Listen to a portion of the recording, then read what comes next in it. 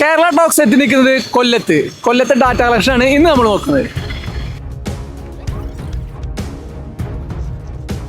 കൊല്ലത്ത് കഴിഞ്ഞ 10 വർഷമായിട്ട് എന്തൊക്കെ വികസനങ്ങളാണ് വന്നേക്കുന്നത്? ഞാൻ കണ്ട കൊല്ലം വികസനം എന്ന് പറയുന്ന സംഭവം നടക്കുന്നില്ല.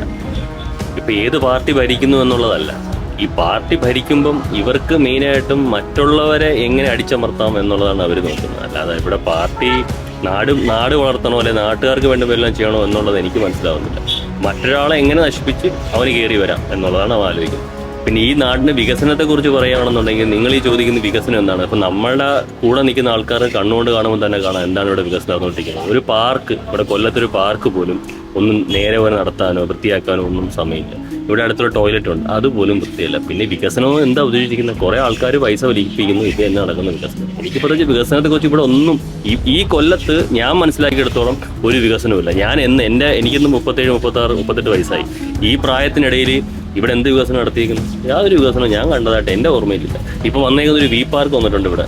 അവിടെ കുറേ ആൾക്കാർക്ക് വന്നിരുന്ന് സമയം കളയാനുള്ളതല്ല, അവിടെ എന്താണ് നടക്കുന്നത്? അതിനുവേണ്ടി കുറേ പറ്റിപ്പും പൈസയും കുറേ കാര്യങ്ങളും പോയിട്ടുണ്ട്.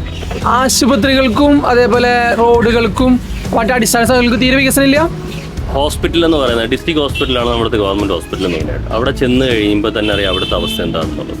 ഒരു രോഗി ചെന്ന് കയറി കഴിയുമ്പോൾ നമ്മളൊരു മനുഷ്യനെന്നല്ല, ഒരു പട്ടിക്ക് പിന്നെയും വാല്യൂ ഉണ്ടാവും. ആ ഒരു വാല്യൂ പോലും കൊടുക്കാതെയാണ് അവിടെ ഹോസ്പിറ്റൽ ആൾക്കാർ ട്രീറ്റ് ചെയ്തുകൊണ്ടിരിക്കുന്നത്. എത്രയോ വട്ടം നമ്മൾ കണ്ടിരിക്കുന്നു. ഒരു പോലീസ് സ്റ്റേഷനിൽ അവിടെ പോലീസുകാർ നേരെ കൊണ്ടുവന്ന് പ്രതികളെ കൊണ്ട് ഇട്ട് കൊടുക്കുക, നിങ്ങൾ വൈദ്യപരീക്ഷ നടത്തിയിട്ട് വിട്ടേക്കൂ എന്നുള്ളൊരു മൈൻഡിലാണ് അവിടെ ആൾക്കാർ ചെയ്യുന്നത്.